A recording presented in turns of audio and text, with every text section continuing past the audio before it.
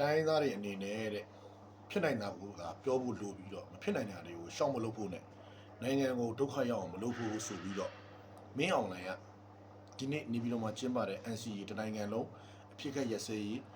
စာချုပ်လက်မှတ်ရေးထိုးပွဲအထိမ်းအမှတ်နေ့မှာပြောတယ်ပေါ့ဗျာ။ဘာလဲသူ့အနေနဲ့တဲ့ငြိမ်းချမ်းရေးရရှိရေး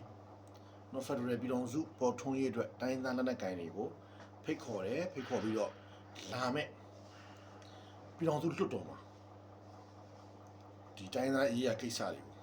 နော်ဒီဖွဲ့စည်းပုံအခြေခံဥပဒေကိုပြင်ဆင်ဖို့ဆွေးနွေးမယ်ပေါ့ဗျာတော့နိုင်ငံရေးပြဿနာကိုနိုင်ငံရေးနီးလန့်နဲ့ငြိမ်းချမ်းဖြေရှင်းဖို့ဆိုရဲစတဲ့အချက်တွေပေါ့ပါတယ်ပေါ့ဗျာအဓိကကျွန်တော်ပြောချင်တာအခုတိုင်းသားလက်နက်ကိုင်တွေနဲ့ငြိမ်းချမ်းရေးလုပ်ငန်းစဉ်တွေကိုဘာမှပြည်တော်စုလွတ်တော်မှာဆွေးနွေးစရာအကြောင်းမရှိဘူးနော်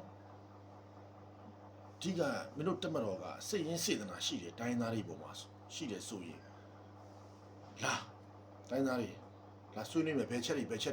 ယ်ဖွဲ့စည်းပုံအခြေခံဥပဒေဘလောက်ပုံမှန်ဘလောက်ဘာတွေပြင်ရမယ်ဘာတွေကျွန်တော်ပြင်ပေးမယ်လာဆွေးနွေးပြီးတော့တိုင်ပင်ပြီးတော့လုပ်ရင်ရတယ်ဘာမှပြည်တော်စုလွတ်တော်မှာဆွေးနွေးစရာအကြောင်းမရှိဘူးမင်းတို့ပြည်တော်စုလွတ်တော်မှာဆွေးနွေးတော့တော့ကြံ့ခိုင်အမတ်တွေနဲ့တက်ကလွတ်ထားတဲ့ကိုယ်စားလှယ်တွေနဲ့ဗမာလဲတိုင်းသားဟွာတွေကကိုယ်စားလှယ်တွေကဆွေးနွေးတော့မင်းတို့ကတိုင်းသားတွေရဲ့ဆွေးနွေးချက်တွေကိုမင်းတို့ကအရေးတယူနဲ့နော်ဖွဲ့စည်းပုံအခြေခံဥပဒေကိုပြင်ပေးပါလားနော်တိုင်းသားတွေတောင်ခုတွေကပြောနေပြီမဖြစ်နိုင်တာတွေကိုရှောက်မပြောပါနဲ့ဆိုပြောနေတာမင်းတို့လွတ်တော်ထဲမှာဆွေးနွေးတော့ဒီတိုင်းသားတွေရဲ့အဆိုတွေကအောင်မြင်ပါလားမင်းခုပြောတဲ့ဟိုနိုင်ငံရေးပြဿနာကိုငြင်းရဖြေရှင်းရမယ်ဆိုမင်းအဲ့လိုဆိုရင်ဟိုနိုင်ငံရေးပြဿနာတွေမဲစင်းမားတာနော်မဲစင်းမားတာတွေ